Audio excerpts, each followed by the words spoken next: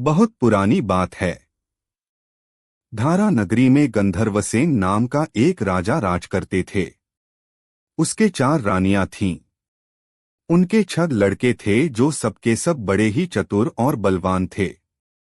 संयोग से एक दिन राजा की मृत्यु हो गई और उनकी जगह उनका बड़ा बेटा शंख गद्दी पर बैठा। उसने कुछ दिन राज किया, लेकिन छोटे भाई विक्रम ने उसे मार डाला और स्वयं राजा बन बैठा। उसका राज्य दिनोंदिन बढ़ता गया और वह सारे जम्बूद्वीप का राजा बन बैठा।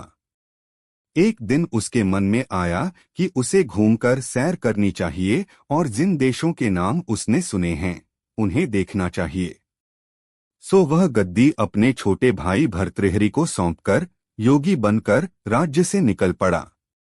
उस नगर में एक ब्राह्मण तपस्या करता था। एक दिन देवता ने प्रसन्न होकर उसे एक फल दिया और कहा कि इसे जो भी खाएगा वह अमर हो जाएगा। ब्राह्मण ने वह फल लाकर अपनी पत्नी को दिया और देवता की बात भी बता दी। ब्राह्मणी बोली, हम अमर होकर क्या करेंगे? हमेशा भीख मांगते रहेंगे। इससे तो मरना ही अच्छा है। तुम इस फल को ले जाकर राजा को दे आओ और बदले में कुछ धन ले आओ। यह सुनकर ब्राह्मण फल लेकर राजा भर्तृहरि के पास गया और सारा हाल कह सुनाया। भर्तृहरि ने फल ले लिया और ब्राह्मण को 1,00,000 रुपए देकर विदा कर दिया। भर्तृहरि अपनी एक रानी को बहुत चाहता था। उसने महल में जाकर वह फल उसी को दे दिया। रानी की मित्रता शहर कोतवाल से थी। उसने वह फल कोतवाल को दे दिया। कोतवाल एक वेश्या के पास जाया करता था। वह उस फल को उस वेश्या को दे आया। वेश्या ने सोचा कि यह फल तो राजा को खाना चाहिए। वह उसे लेकर राजा भर्तृहरि के पास गई और उसे दे दिया। भर्तृहरि ने उसे बहुत सा धन दिया, लेकिन जब उसने फल को अच्छी तरह से देखा तो पहचान लिया। उसे बड़ी चोट लगी, पर उसने किसी से कुछ कहा नहीं। उसने महल में जाकर रानी से पूछा कि तुमने उस फल का क्या किया? रानी ने कहा, मैंने उसे खा लिया। राजा ने वह फल निकालकर दिखा दिया। रानी घबरा गई और उसने सारी बात सच सच कह दी। भर्तृहरि ने पता लगाया तो उसे पूरी बात ठीक ठीक मालूम हो गई। वह बहुत दुखी हुआ। उसने सोचा, यह दुनिया मायाजाल है, इसमें अपना कोई नहीं। वह फल लेकर बाहर आया और उसे धुलवाकर स्वयं खा लिया। फिर राजपाट छोड़ योगी का भेष बना जंगल में तपस्या करने चला गया। भर्तृहरि के जंगल में चले जाने से विक्रम की गद्दी सूनी हो गई। जब राजा इंद्र को यह समाचार मिला तो उन्होंने एक देव को धारा नगरी की रखवाली के लिए भेज दिया। वह रात दिन वहीं रहने लगा। भर्तृहरि के राजपाट छोड़कर वन में चले जाने की बात विक्रम को मालूम हुई तो वह लौटकर अपने देश में आया। आधी रात का समय था। जब वह नगर में घुसने लगा तो देव ने उसे रोका।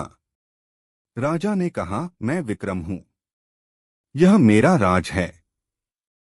तुम रोकने वाले कौन होते? देव बोला, मुझे राजा इंद्र ने इस नगर की चौकसी के लिए भेजा है। तुम सच्चे राजा विक्रम हो तो आओ, पहले मुझसे लड़ो। दोनों में लड़ाई हुई। राजा ने जरासी देर में देव को पछाड़ दिया। तब देव बोला, हे राजन, तुमने मुझे हरा दिया, मैं तुम्हें जीवनदान देता हूं। इसके बाद देव ने कहा, राजन, एक नगर और एक नक्षत्र में तुम 3 आदमी पैदा हुए थे। तुमने राजा के घर में जन्म लिया, दूसरे ने तेली के और तीसरे ने कुम्हार के। तुम यहाँ का राज करते हो, तेली पाताल का राज करता था। कुम्हार ने योग साधकर तेली को मारकर शमशान में पिशाच बना सिरस के पेड़ से लटका दिया है। अब वह तुम्हें मारने की फिराक में है, उससे सावधान रहना। इतना कहकर देव चला गया और राजा महल में आ गया। राजा को वापस आया देख सबको बड़ी खुशी हुई। नगर में आनंद मनाया गया। राजा फिर राज करने लगा। एक दिन की बात है कि शांतिशील नाम का एक योगी राजा के पास दरबार में आया और उसे एक फल देकर चला गया। राजा को आशंका हुई कि देव ने जिस आदमी को बताया था, कहीं यह वही तो नहीं है। यह सोच उसने फल नहीं खाया, भंडारी को दे दिया। योगी आता और राजा को एक फल दे जाता।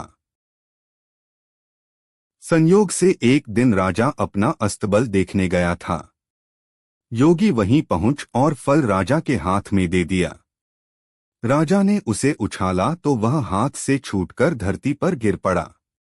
उसी समय एक बंदर ने झपटकर उसे उठा लिया और तोड़ डाला। उसमें से एक लाल निकला, जिसकी चमक से सबकी आंखें चौंधिया गईं। राजा को बड़ा अचरज हुआ। उसने योगी से पूछा, आप यह लाल मुझे रोज क्यों दे जाते हैं? योगी ने जवाब दिया, महाराज, राजा, गुरु, ज्योतिषी, वैद्य और बेटी, इनके घर कभी खाली हाथ नहीं जाना चाहिए। राजा ने भंडारी को बुलाकर पीछे के सब फल मंगवाए। तुड़वाने पर सब में से एक एक लाल निकला। इतने लाल देखकर राजा को बड़ा हर्ष हुआ। उसने जौहरी को बुलवाकर उनका मूल्य पूछा। जौहरी बोला, महाराज, ये लाल इतने कीमती हैं कि इनका मोल करोड़ों रुपयों में भी नहीं आंका जा सकता। एक एक लाल एक एक राज्य के बराबर है। यह सुनकर राजा योगी का हाथ पकड़कर गद्दी पर ले गया। बोला, योगीराज, आप सुनी हुई बुरी बातें दूसरों के सामने नहीं कही जाती। राजा उसे अकेले में ले गया।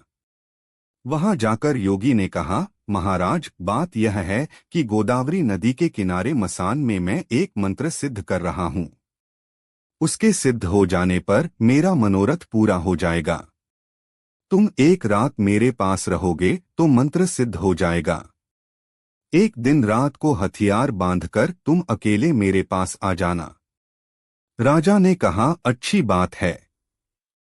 इसके उपरांत योगी दिन और समय बताकर अपने मठ में चला गया। वह दिन आने पर राजा अकेला वहां पहुंचा। योगी ने उसे अपने पास बिठा लिया। थोड़ी देर बैठकर राजा ने पूछा, महाराज, मेरे लिए क्या आज्ञा है? योगी ने कहा, राजन, यहाँ से दक्षिण दिशा में 2 कोस की दूरी पर मसान में एक सिरस के पेड़ पर एक मुर्दा लटका है। उसे मेरे पास ले आओ, तब तक मैं यहाँ पूजा करता हूँ। यह सुनकर राजा वहां से चल दिया। बड़ी भयंकर रात थी। चारों ओर अंधेरा फैला था। पानी बरस रहा था। भूत प्रेत शोर मचा रहे थे। सांप आकर पैरों में लिपटते थे। लेकिन राजा हिम्मत से आगे बढ़ता गया। जब वह मसान में पहुंचा तो देखता क्या है कि शेर दहाड़ रहे हैं, हाथी चिंघाड़ रहे हैं, भूत प्रेत आदमियों को मार रहे हैं। राजा बेधड़क चलता गया और सिरस के पेड़ के पास पहुंच गया। पेड़ जड़ से फुनगी तक आग से दहक रहा था। राजा ने सोचा, कौन हो, यह वही योगी है जिसकी बात देव ने बताई थी। पेड़ पर रस्सी से बंधा मुर्दा लटक रहा था। राजा पेड़ पर चढ़ गया और तलवार से रस्सी काट दी। मुर्दा नीचे गिर पड़ा और दहाड़ मार मार कर रोने लगा। राजा ने नीचे आकर पूछा, तू कौन है? राजा का इतना कहना था कि वह मुर्दा खिलखिकर हंस पड़ा। राजा को बड़ा अचरज हुआ। तभी वह मुर्दा फिर पेड़ पर जा लटका। राजा फिर चढ़कर ऊपर गया और रस्सी काट मुर्दे का बगल में दबा नीचे आया। बोला, बता, तू कौन है? मुर्दा चुप रहा। तब राजा ने उसे एक चादर में बांधा और योगी के पास ले चला। रास्ते में वह मुर्दा बोला, मैं बेताल हूं। तू कौन है और मुझे कहाँ ले जा रहा है? राजा ने कहा, मेरा नाम विक्रम है। मैं धारा नगरी का राजा हूं। मैं तुझे योगी के पास ले जा रहा हूं। बेताल बोला, मैं एक शर्त पर चलूंगा। अगर तू रास्ते में बोलेगा तो मैं लौटकर पेड़ पर जा लटकूंगा। राजा ने उसकी बात मान ली। फिर बेताल बोला, पंडित, चतुर और ज्ञानी, इनके दिन अच्छी अच्छी बातों में बीतते हैं, जबकि मूर्खों के दिन कलह और नींद में। अच्छा होगा कि हमारी राह भली बातों की चर्चा में बीत जाए। मैं तुझे एक कहानी सुनाता हूँ। ले सुन।